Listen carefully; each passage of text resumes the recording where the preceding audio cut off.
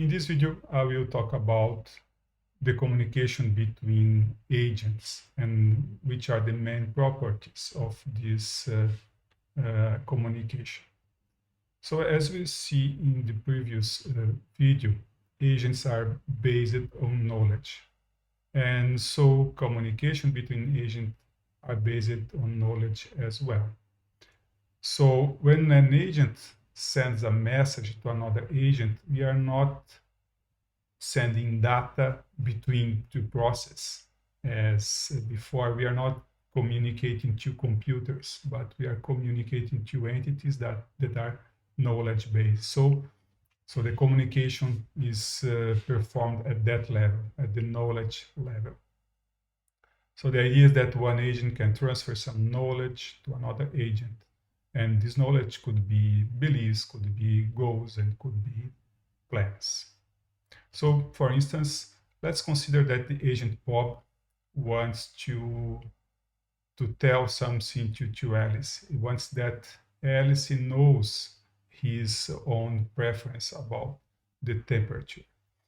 In this case, Bob will send a message to Alice with two main components. The first one, his intention in sending that message. The idea of Bob is, I want that Alice knows something. And then the content of the message to say that that's what I want to tell. As a consequence of receiving this message in the Alice side, there will be a belief in Alice that she now knows that the preference of Bobby is 20 because he told her it. So again, all the elements of this communication is based on knowledge about something, in this case, the preference of Bob, and the intention of Bob by sending that message to Alice. So let's see how this agent communication works in the JaCaMo platform. So we have here a multi-agent system that has only two agents, so you have no environment in this case, just two agents. The source code of Bob is here, empty for now, and Alice also has no code. So for Bob, let's just implement what was in this slide. So the agent Bob has the goal to send a message, and to achieve this goal, the agent Bob send a message to Alice, tell pref temp 20, and that's all. The code of the agent Bob. The code of the agent Alice, let's keep it empty.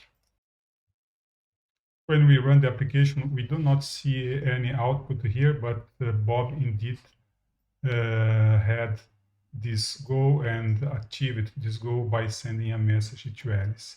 Here in the source code, I don't see anything, but if you go and use this tool to inspect the current mind of the agent Alice, we can see here that Alice believes that the preference of Bob is 20 degrees. So she has a new belief in her belief base. So we don't need to program anything in Alice to receive a message or something like that, because in this platform, messages have a very well-defined semantics. So tell means that this information will become a belief in the receiver side. So in the Alice case, and we can see that here. Of course, we can implement something in the Alice side to do something when she starts believing some preference. So for instance, if I start believing that some preference is X from source A, just print a message like preference of A is X. So, and now when we run the application again, I hope that Alice prints something. So preference of Bob is 20. So she's reacting to this new belief. Besides tell, we have other intentions for our agent communication. In the second case, we have the intention represented by the word achieve in this case. And the semantics of an achieve message is that the receiver will have a new goal that is represented by the content of the message.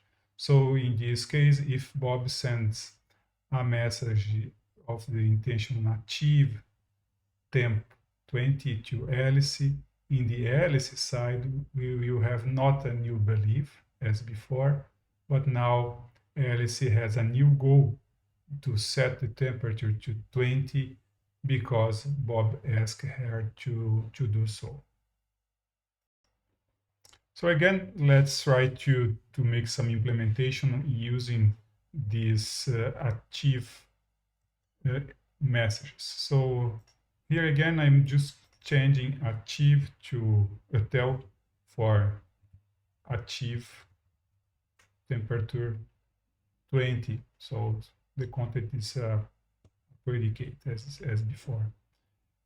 In the Alice side, of course, if I keep the code as it now, she's not able to achieve that goal. So I implement some very simple plan to achieve this goal. In this case, just by printing a message, doing something to set temperature as X.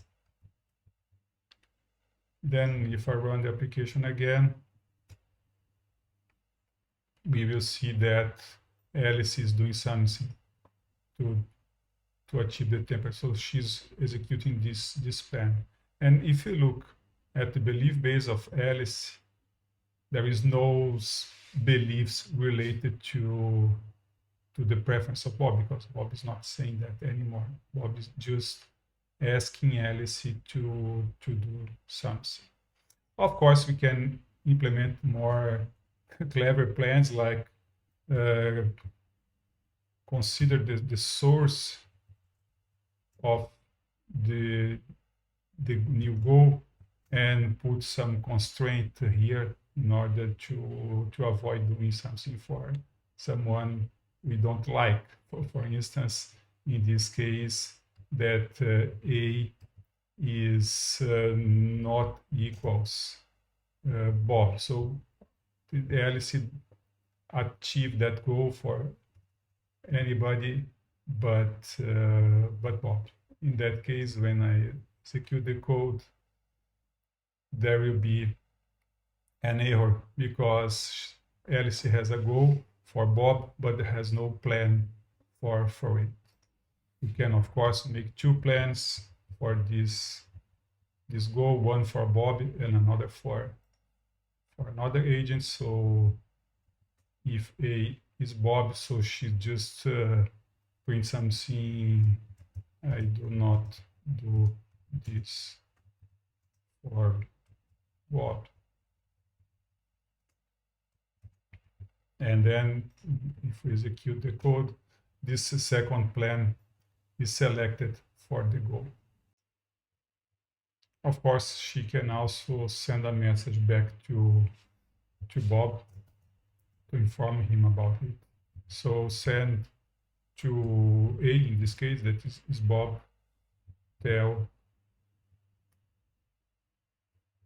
will not do temp or something like that. It's not really important.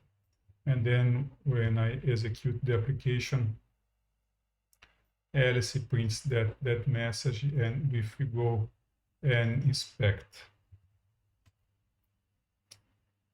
the belief base of the Bob, he knows now that Alice will not do that task for him. We are going now for a third case of communication between agents. We have already seen tell and achieve. We call these words performatives. That is inspired by the speech act theory. And the third one is the ask performative. So Bob is asking something to Alice. So his intention is not to tell something to Alice, is not to ask her to do something, but is just to ask if Alice knows something. So Bob sends this message to Alice, and in the case Alice knows the temperature, in this case because of perception, she can send back a message to Bob, and then in this case is a tell message saying, okay, I know the temperature, the current temperature is 20, and then Bob knows what is the current temperature, not because he is doing some kind of perception, but because Alice told him about it. Going to the code that implements this kind of communication, let's consider that remove everything from the Alice side, but just that Alice knows the current temperature, that is 20. So it's here I'm putting it as an initial belief and not something that is perceived, because I'm not considering an environment in this very simple example. And then in the Bob side, I say ask one value for the current temperature. So if I run it again, we will not see any output here, but if we go to the mind inspector, we see that Bob now believes that the current temperature is 20 because Alice told him about it. So again, we don't need to implement a lot of code here in the Alice side. She just knows the current temperature, and she is able to answer questions about her beliefs. In the Bob side, it's also very simple. So we are implementing two agents that exchange information or exchange beliefs, in this case, writing indeed very few lines of code. And that is possible because the ask performative has a very clear semantics, and this semantics is implemented in the interpreter of the language. Let's finish this video with a more interesting example of communication between agents. So let's suppose that Bob has a plan like that. If the temperature is X, and in the case X is less than 30, Bob send a message again to Alice, asking her to achieve the goal of temperature 20. If we run the example, we will see an error because Alice is not able to achieve this goal. Okay, let's implement something very interesting on the side of Alice. The minus here means failure. I failed to achieve this goal because I have no plans for it, for instance. In this case, Alice sends a message to an agent called Marcus. She knows that he has plans for that goal. So the performative is AskHow. I want to ask Marcus how to achieve this goal, temperature something. And then here in the fourth parameter argument, we will receive a list of plans that Marcus sends back to Alice. And then Alice adds in her plan library these plans. And now, hopefully, she knows how to achieve this goal. So just we still need to add this agent in the system. Here is the code. This is very, very simple, just to illustrate the idea. So indeed, Marcus knows how to achieve this goal. he knows two plans for it in two different conditions. In one plan, the goal is achieved by printing A, in another printing B. We can go here and add this agent in the system. And now, if we run it again, we will see that LC is doing A. Just to recap, Bob asked LC the current temperature. LC sent back that the current temperature is 20. So Bob now starts believing temperature 20. And then because of that, it's less than 30. Bob asks LC to achieve the goal temperature 20. And since LC has no plan, this failure plan is executed. She asks Marcus about plans for this goal, update her plan library, and then tries the goal again.